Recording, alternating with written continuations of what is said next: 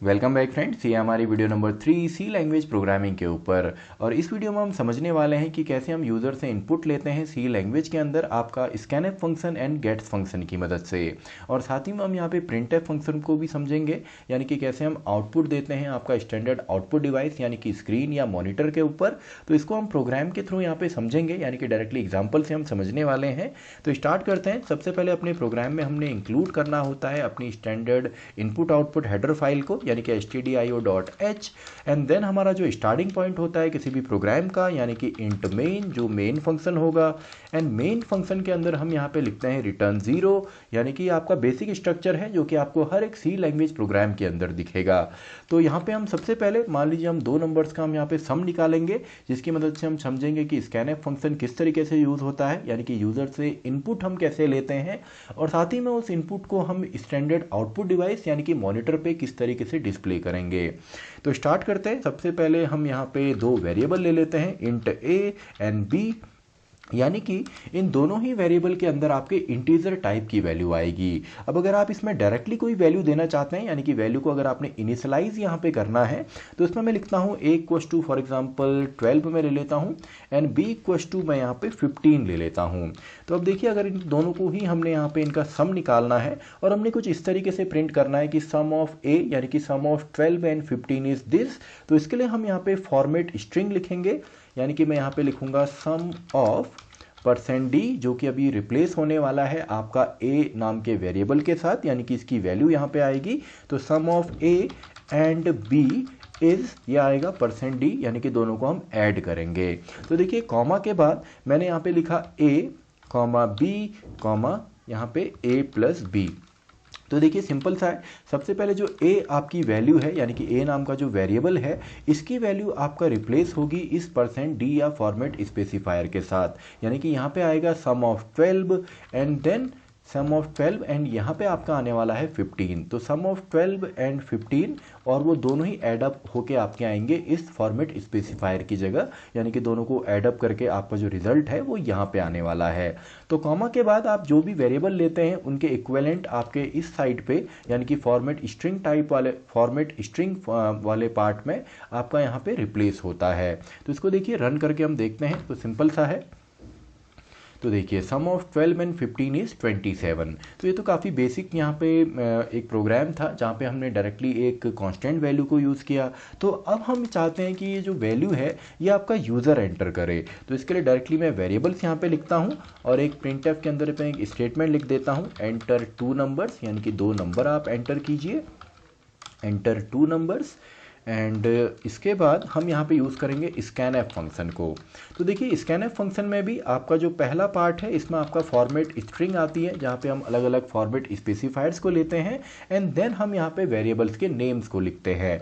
तो मान लीजिए 2 नंबर हमने यहाँ पे एंटर करने हैं, तो इसके लिए मैं %d एंड %d का यूज़ करूँगा एंड देन यहाँ पे a, b।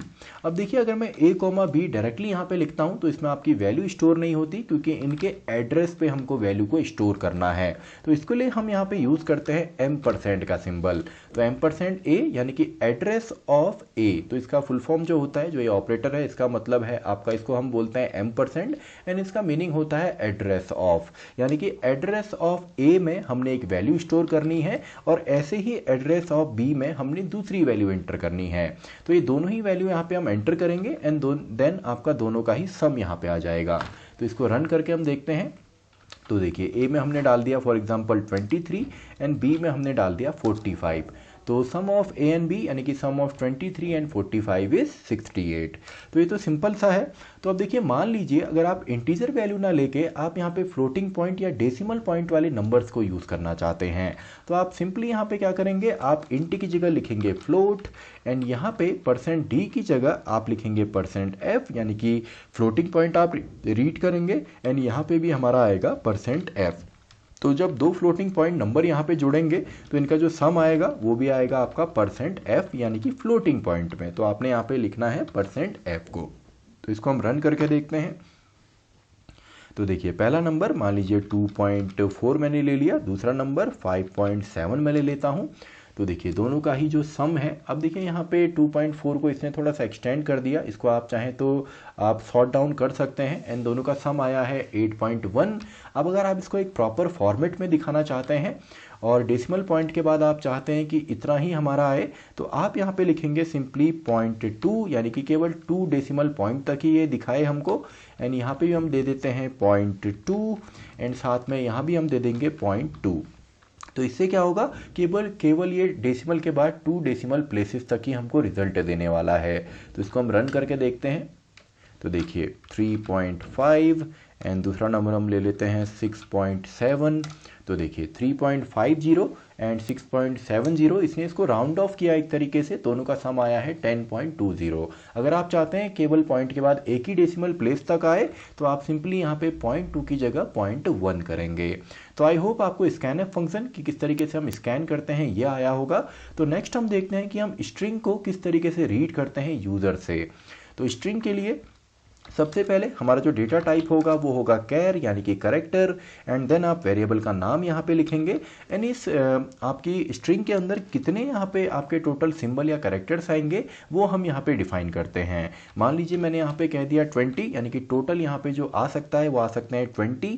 और यहाँ पे भी अगर आपने डायरेक्टली कॉन्स्टेंट वैल्यू देनी है तो इक्वल टू के बाद आप डायरेक्टली लिख सकते हैं।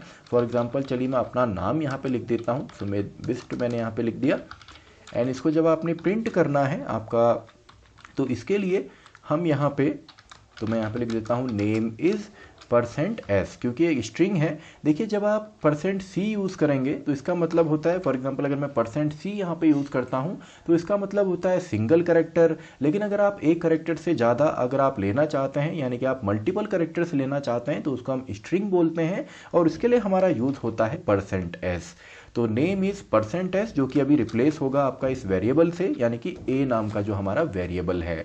तो देखिए इसको अगर हम डायरेक्टली यहाँ पे रन करें तो आपको आउटपुट मिलेगा नेम इज़ सुमित बिष्ट। तो सिंपल सा है। अब अगर हमको यूज़र से यहाँ पे स्ट्रिंग को रीड करना है तो इसको हम डिलीट करेंगे सबसे पहले, तो ये हमारा नहीं आएगा। एंड यहाँ पे मैं लिख देता हूँ सिंपली printf फंक्शन के अंदर एंटर यूअर नेम, अपना नेम आप एंटर कीजिए। और यहाँ पे हम यूज़ करेंगे स्कैनएफ फंक्शन को। तो स्ट्रिंग हमने रीड करनी है तो इसके लिए आएगा % आपका s, एंड देन हम यहाँ पे लिखेंगे एड्रेस ऑफ a। तो यहाँ पे आपने देखना है जब भी इसका हम नाम रीड करेंगे तो जो नेम है वो तो हमारा रीड होता है, लेकिन ये केवल आपका एक कैरेज रिटर्न, या सिंपली जैसे हम एंटर की को प्रेस करते हैं, सॉरी, जब हम एक स्पेस देते हैं तो ये केवल एक स्पेस तक ही रीड करता है। यानी कि अगर मैं पूरा नाम भी यहाँ पे डालता हूँ तो पहली बार जब इसको स्पेस यहाँ पे मिलता है ये केवल वहीं तक आपका रीड करेगा। तो इसको हम रन करके देखते हैं। देखिए सिंपल सा है। अगर मैं यहाँ पे नेम डालता हूँ सुमित बिष्ट, तो देखिए यहाँ पे केवल आपका सुमित ही हमको आउटपुट मिलता है, यानी कि पूरा नाम नहीं लेता, केवल ये फर्स्ट स्पेस जब इसको मिलेगा केवल वहीं तक रीड करता है। तो अगर हमको पूरा ही नाम यहाँ पे रीड करना है तो इसके लिए हम स्कैनएफ फंक्शन का यूज़ ना करके, तो चलिए इसको मैं कमेंट कर देता हूँ, यानी कि आपका जो कंपाइलर है इसको रीड नहीं करेगा, और इसकी जगह मैं लिखता हूँ जो कि एक इनबिल्ट फंक्शन है जिसका नाम है गेट्स फंक्शन, यानी कि गेट स्ट्रिंग फंक्शन इसका फुल फॉर्म है। तो यहाँ पे मैं लिख देता हूँ गेट्स ए। तो अब ये क्या करेगा, पूरा ही स्ट्रिंग को रीड करेगा। अब देखिए पहले कई जगह पे इसको हम इंक्लूड करते हैं string.h के साथ, जो कि एक हेडर फाइल है, लेकिन ये जो है डेव C++ के अंदर आपका standard input output header file का ही पार्ट है। तो इसके लिए आपने कोई भी एडिशनल हेडर फाइल को यहाँ पे इंक्लूड नहीं करना है। तो इसको देखिए हम रन करते हैं। तो अब मैं यहाँ पे नाम लिखता हूँ, अगर मैं यहाँ पे कंप्लीट नेम देता हूँ तो अब देखिए आपने कंप्लीट नेम को यहाँ पे प्रिंट भी करा दिया। तो सिंपल सा है। तो आई होप आपको तीनों ही टॉपिक यहाँ पे समझ में आए होंगे कि कैसे हम यूज़र से इनपुट लेते हैं आपका स्कैनएफ फंक्शन की मदद से, कैसे हम यूज़र से इनपुट लेते हैं आपका कंप्लीट स्ट्रिंग को यानी कि गेट्स फंक्शन की मदद से, और कैसे हम इन सभी को आपका स्टैंडर्ड आउटपुट डिवाइस यानी कि आपका मॉनिटर या स्क्रीन के ऊपर प्रिंट करते हैं। तो इसी के साथ हमारी ये वीडियो भी खत्म होती है, वीडियो नंबर 3। तो मैं मिलता हूँ आपसे नेक्स्ट वीडियो में, वीडियो नंबर 4, जहाँ पे हम समझने वाले हैं ऑपरेटर्स के बारे में, वीडियो नंबर 4।